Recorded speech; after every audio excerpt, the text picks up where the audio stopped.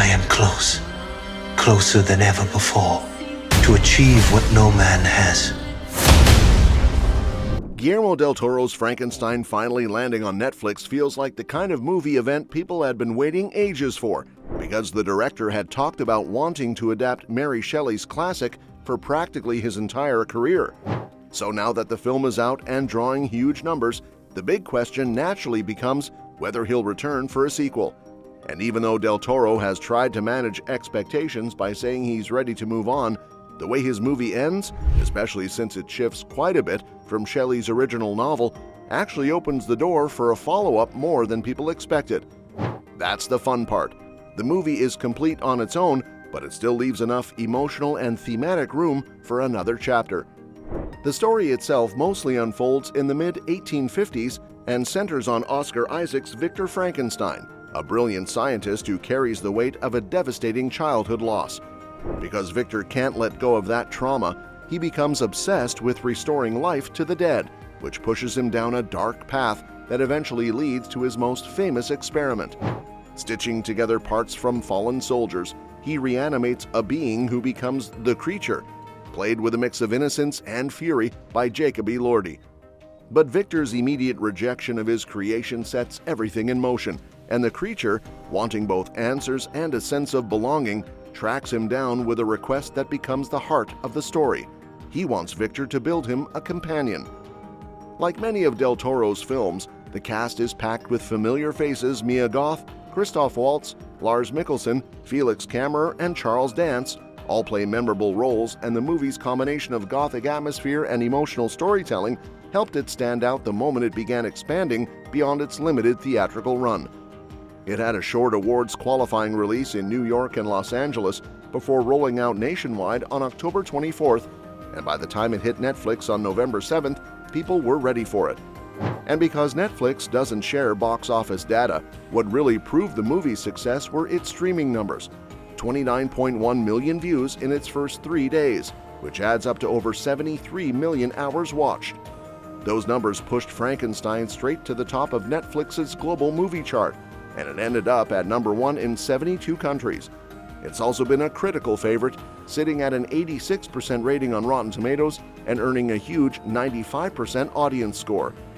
Since it's performing so well and the awards season conversation is just beginning, talk about a possible sequel was bound to happen. And honestly, it helps that Del Toro clearly loves this story. Knowing that he originally considered telling it as 2 films, even though he eventually changed his approach, actually suggests that he once saw a longer path for this world. Back when he spoke with Variety, he explained how his earliest plan was to craft a pair of movies told from 2 completely different perspectives, where the second would challenge everything shown in the first. Later, he realized he preferred a single film with a hinge point where the perspective shifts from Victor's narrative to the Creature's. That choice makes the movie feel complete, but it also leaves enough thematic weight for the possibility of returning.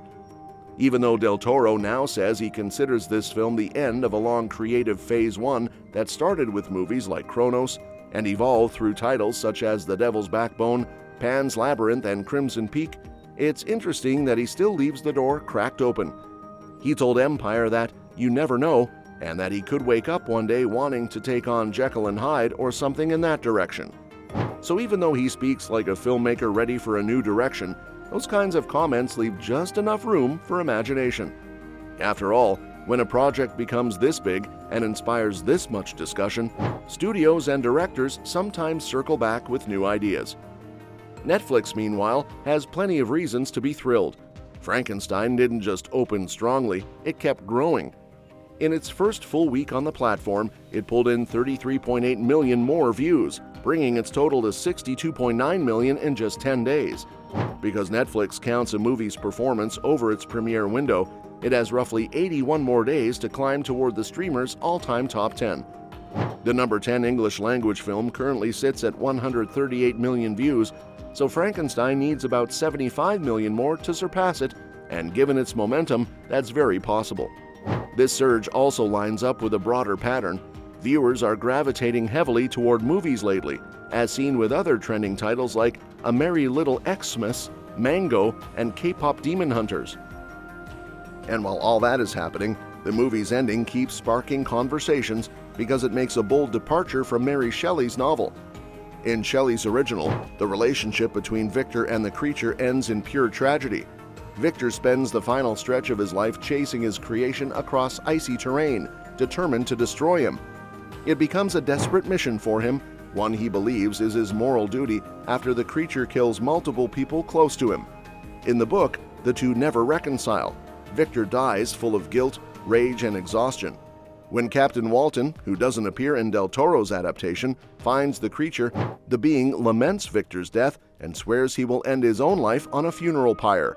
It's a grim closing note, filled with sorrow and hopelessness.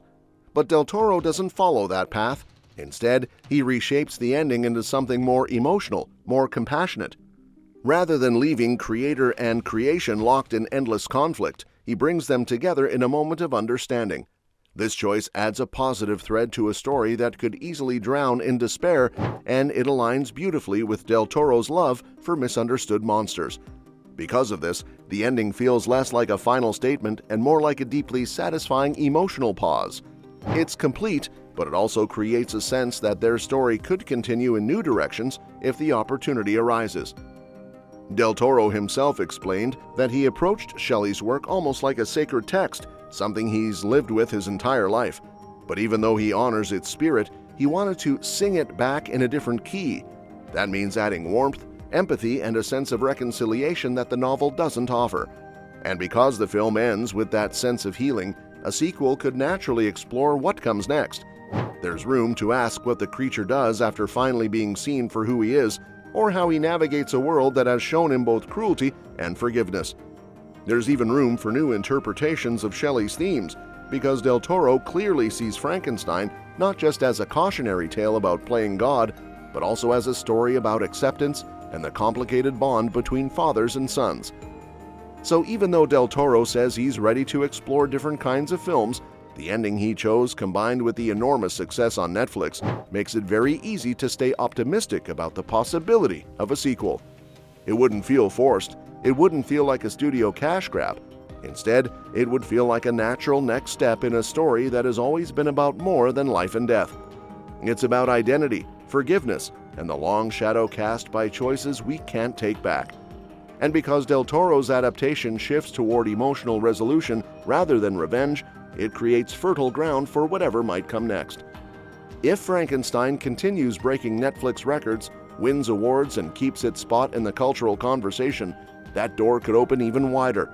After all, the movie has already proven that audiences are hungry for this kind of thoughtful, visually rich Gothic storytelling.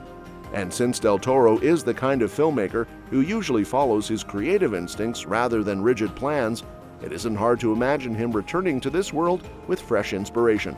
For now, the movie stands strong on its own, but it also gives just enough hope that this chapter of the Frankenstein myth might not be finished. And that's that for today's video. Thanks for watching, and we'll see you in the next one.